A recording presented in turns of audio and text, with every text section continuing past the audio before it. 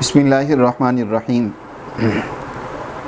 معزز سامعین و ناظرین، ہم اپنے ناظرین کی خدمت میں گاہے بگاہے مختلف امراض سے متعلق رہنمائی فراہم کرتے رہتے ہیں۔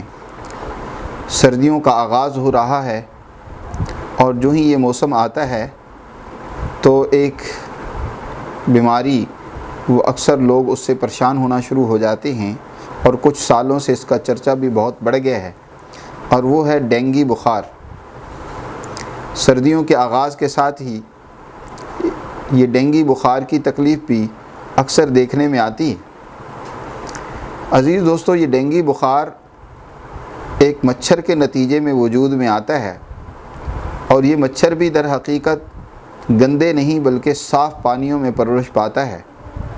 اس کا زہر جب جسم میں منتقل ہو جاتا ہے تو اس کے نتیجے میں جسم انتہائی ٹوٹ پھوٹ کا شکار ہو جاتا ہے۔ نتیجہ یہ نکلتا ہے کہ بخار بھی ہو جاتا ہے۔ اس کی ابتدائی علامات تو ملیریا سے ملتی جلتی ہیں، لیکن رفتہ رفتہ ہوتا یہ ہے کہ اس میں پلیٹلیٹس کم ہونا شروع ہو جاتے ہیں۔ ہمارے خون کے سفید جسیمیں وہ جب انتہائی کم ہو جاتے ہیں، وہ در حقیقت خون کو گاڑھا رکھتے ہیں اور جسم کے اندر توانائی اور طاقت کا بھی وہی مرکز ہے۔ جب ان میں انتہائی کمی ہو جاتی ہے تو اس کا ایک نقصان تو یہ ہوتا ہے کہ جسم کے مختلف حصوں سے خون بہنا شروع ہو جاتا ہے۔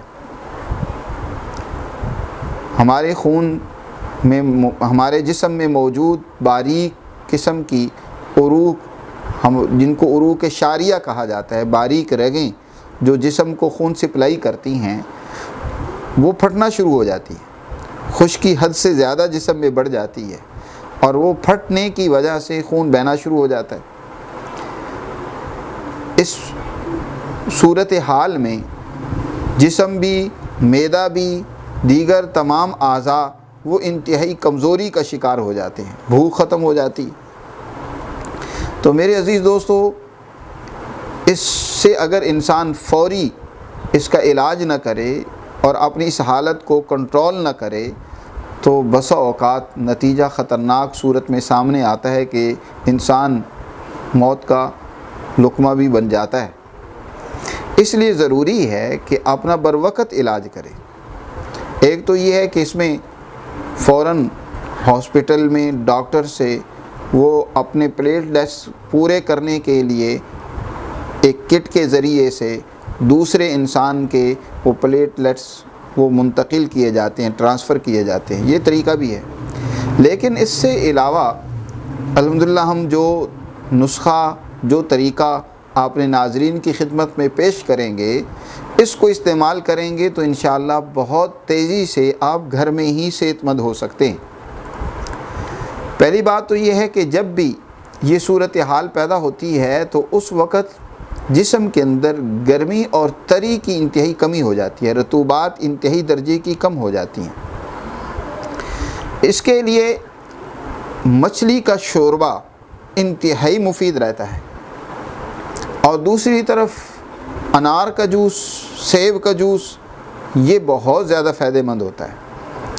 خون کی پیدائش ان سے بہت زیادہ بڑھتی ہے، اور اس کے ساتھ ساتھ اگر یہ ایک نسخہ استعمال کیا جائے تو انشاءاللہ بہت جلدی فائدہ ہوگا۔